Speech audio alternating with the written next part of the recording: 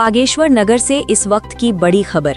तहसील road स्थित hotel विवेक और दीप palace को लेकर एक सनसनीखेज ऑडियो वायरल हुआ है, जिसमें होटल मालिक विक्रम दानू पर अपने कथित अवैध निर्माण को बचाने के लिए कथित ब्लैकमेलिंग और सेटिंग गेटिंग की बातचीत सामने आई है। वायरल ऑडियो में विक्रम दानू कथित तौर पर गोपाल वनवासी और उनके करीबी आनंद बिष्ट के साथ बातचीत करते सुनाई दे रहे हैं।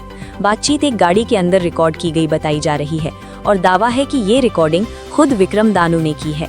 ऑडियो में विक्रम दानू गोपाल वनवासी को अपना सबसे अच्छा मित्र बताते हुए आनंद बिष्ट को अपना रिश्तेदार कह रहे हैं और भरोसा दिला रहे हैं कि दोनों एक ही पक्ष में हैं।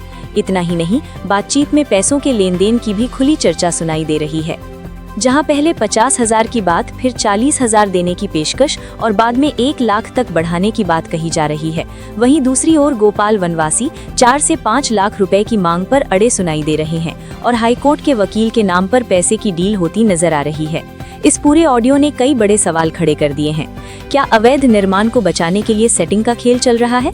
क्या कानून की प्रक्रिया को पैसे के दम पर प्रभावित करने की कोशिश हो रही है?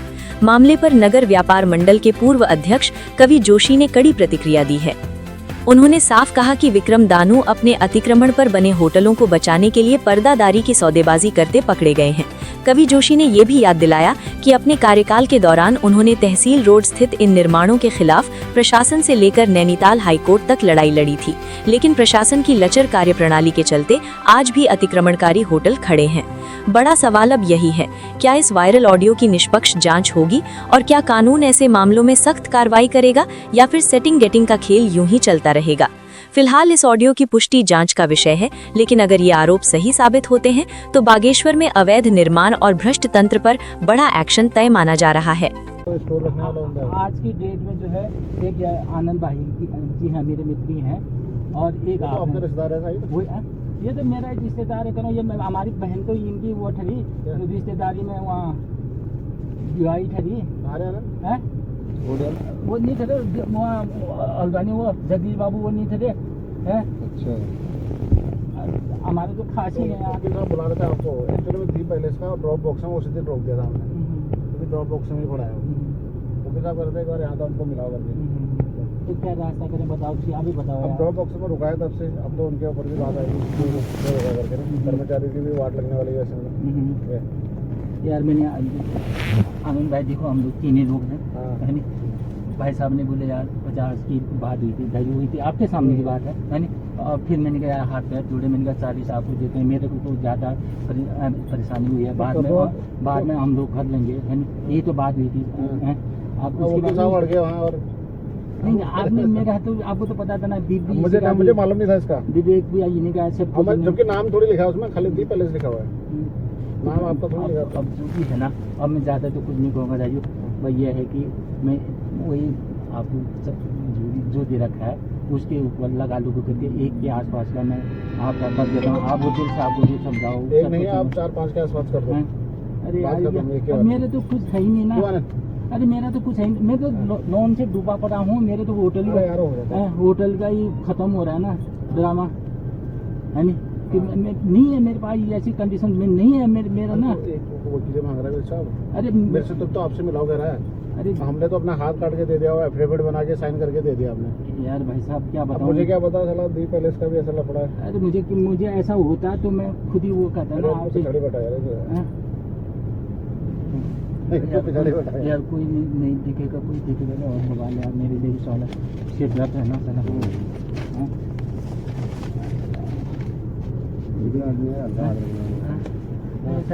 वही बोल रहे हैं आप वकील साहब यार, दोनों चीज मिला कर लेना 40 में मुझे 60 की व्यवस्था में कर दो, लोन देना पड़ेगा मेरे को 60 की नहीं। आप ऐसा करो मैक्सिमम अभी 2.5 की व्यवस्था करो। मेरी बात तो सुनो, मैं बहुत परेशान हो गया, बस वापस कर दी मैंने बात खत्म।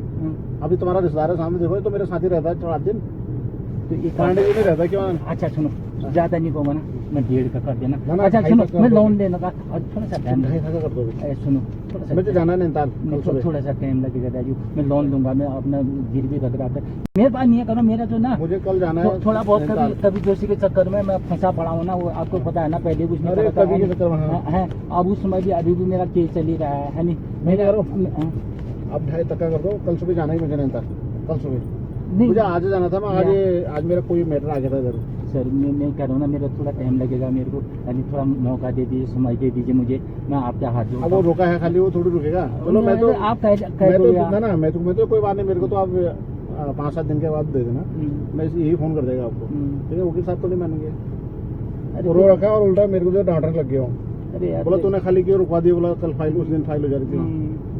तो मैं ये कहूँगा, मैं 1.5 की व्यवस्था कर रहा हूँ आपके, मैं बैंक का लोन लूँगा, आज ही से लगता हूँ मैं आपको, बल्कि आनंद को करूँगा, आपको तो नहीं करूँगा मैं व्हाट्सअप के लिए। अपनी फॉर्मेलिटी पूरी होती है, मेरे को ज़्यादा टाइम नहीं लगता है, 1-2 दिन के अंदर करवा देंगे। थोड़ा सा मेरी जाना ही है वहाँ कराऊँ, थोड़ा मेरी मोहलत दे दीजिए, मैं गला अपनी औरत है मेरी, मैं अपनी औरत का जेवर ले आता हूँ, व्यवस्था कर सकते हो यार, बताओ। वो ड्रॉप बॉक्स में रुकी है, आज सुबह फोन आ गया था, मैंने लीजिएगा मुझे। जी जी मैंने लीजिए वकील साहब, कोई और थोड़ी है। जी जी जी, तो मैं कह रहा हूँ ना, वो ऐसा आदमी है, उसको बिल्कुल नहीं मानता। मैं चार्जेस आपको दे चुका हूँ, सुनो मेरा ना, सुनो।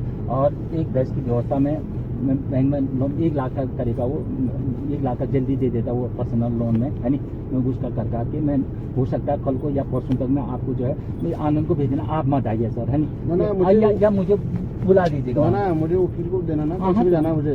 तो मैं आज ही से लगता हूँ, कोशिश करता कल हूँ, सुबह चले जाऊंगा मैं जल्दी आ जाऊंगा। मैं आज का मैं 7 बजे, मेरी तो फटी पड़ी है ना, मेरे को तो रात को नींद। ठीक है, आज ही कर रहा शाम तक। चलो मैं कोशिश करता हूँ, है 2:30 तक करना, 2:30 तक। अच्छा जी, आज जुबान मत फेरना। देखो आनंद जी, मैं जुबान नहीं फेरूंगा। आनंद जी देखो आनंद जी, मैं 1.5 बोल के मिला के 1 10 का मैं व्यवस्था कर रहा हूँ, बस 1 लाख 2 की व्यवस्था मैं कर रहा हूँ, इतना मान जाए मेरे भाई मत रहेगा ना फाइनल है। देखो आनंद जरा बोलो यार, फाइनल है। अरे आनंद, अरे मत करो ना इतना, मैं ये कर रहा हूँ ना, मैंने 2.5 बोल 1 10 सुना, 2.5 बोल दिया, जाओ। चलो 1.5 हो गया, अब खत्म हो ना, उसके बाद जो कुछ करेगा बस अब 2.5 कर देना। अब मैं 1.5 हो गया ना, हो गए, जाओ यार, ओके, हम दोस्ती पक्के हो गए, तो 2.5 1.5 कर रहा हूँ मैं। नहीं, अब मत करना, हाथ जोड़ो, अब मैं फिर बाद में देखूंगा, बस मैं कर रहा हूँ व्यवस्था, मैं कर रहा हूँ व्यवस्था, ठीक है डाइट, ओके। बागेश्वर में जो तथाकथित विशाल मेगा मॉल है, उस मामले को लेकर जब मैंने वर्तमान में जब अध्यक्ष था व्यापार संघ का, तब हम हाईकोर्ट उच्च न्यायालय की शरण में गए थे, जिसमें पूर्ण रूप से जो भूमि पे वो बिल्डिंग बनाई गई है वो PWD की भूमि है, इसमें साफ है। और उस भूमि पे हम हाईकोर्ट के शरण में गए थे, क्योंकि वहाँ पर जिला प्रशासन कोई भी कार्रवाई नहीं कर रहा था। कहीं ना कहीं जिला प्रशासन या फिर सरकार के दबाव में था, या किसी और प्रभुत्वशाली जनप्रतिनिधि के दबाव में था, इसलिए उसने कार्रवाई नहीं करी। तो उसी बीच हम हाईकोर्ट गए थे, जहाँ से हाईकोर्ट ने वहाँ पर उस बिल्डिंग पे स्टे लगाया था। उसके बाद दोबारा से नया नक्शा बनाया गया वहाँ पर, नया नक्शा पास करने के बाद उस बिल्डिंग का में काम शुरू किया गया, जबकि उसमें उस समय जो जिलाधिकारी थी उनके द्वारा उस जगह पे जो बिल्डिंग बनी हुई है उसमें लगभग 1/3 हिस्से को ध्वस्तीकरण का आदेश दिया गया था, और उसी एरिया को सील करके अभी तक वो सील है एरिया। मगर उसके बावजूद भी उस एरिया को खोल के उसमें नई एक और नया शोरूम खोल दिया गया, और जिसकी शिकायत भी मेरे द्वारा जिला प्रशासन को की गई थी। इससे पूर्व भी हाईकोर्ट में भी अभी मामला विचाराधीन है, और हाईकोर्ट से भी अभी मामला नहीं निस्तारित हुआ है। और उसके बाद कुमाऊं कमिश्नर में अपील की गई थी, जो विरुद्ध जिनके खिलाफ याचिका के खिलाफ हमने कार्रवाई की थी, मतलब होटल जो ये है विवेक, और होटल जो यहाँ पर नया होटल खुल रहा था जिसमें मॉल बन गया दीप पैलेस, उस पर भी हमने आगे द्वारा याचिका दायर की गई थी, जिसपे इन्होंने कुमाऊं कमिश्नर में अपील दर्ज करी थी, जिस अपील को भी कुमाऊं कमिश्नर द्वारा लगभग पिछले साल जून के महीने में खारिज कर दिया था। और उसको जो ध्वस्तीकरण के आदेश थे उसी को यथावत करके बागेश्वर जिला प्रशासन को ध्वस्तीकरण करने के आदेश दिए गए थे, और अभी तक 1 साल पूरा होने को आ गया है, ना उस पर ध्वस्तीकरण हुआ है।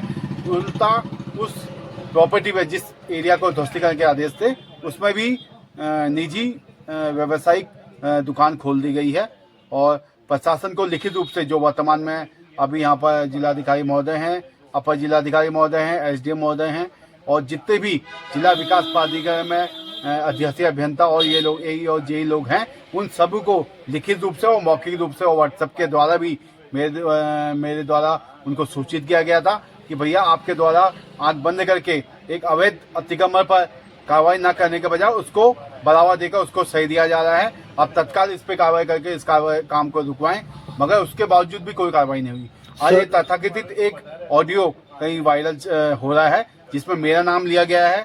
और मैं पुनः बताना चाहूँगा, वो जो मेरा वाला मामला है वो आज भी उच्च न्यायालय नैनीताल में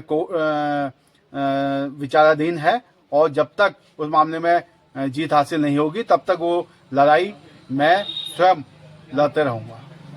मामला आया है बेहद शर्मिंदा करने वाली बातें हैं, और ऐसी अगर मामला सामने आ रहा है तो बहुत ही गंभीर मामला है। और दूसरी बात यह है कि कहीं ना कहीं जो व्यक्ति खुद सौदागाजी करने वहाँ पर गया है अपनी प्रॉपर्टी को बचाने के लिए, इससे साफ साफ यहाँ पर स्पष्ट होता है कि कहीं ना कहीं वो सभी बिल्डिंगें 3 के 3 बिल्डिंग जो इनके द्वारा निर्मित की गई है उन सभी में अतिक्रमण का मामला है, वो अवैध रूप से बनाई गई हैं, तभी कहीं ना कहीं झुकने में ये सौदेबाजी वाला मामला सामने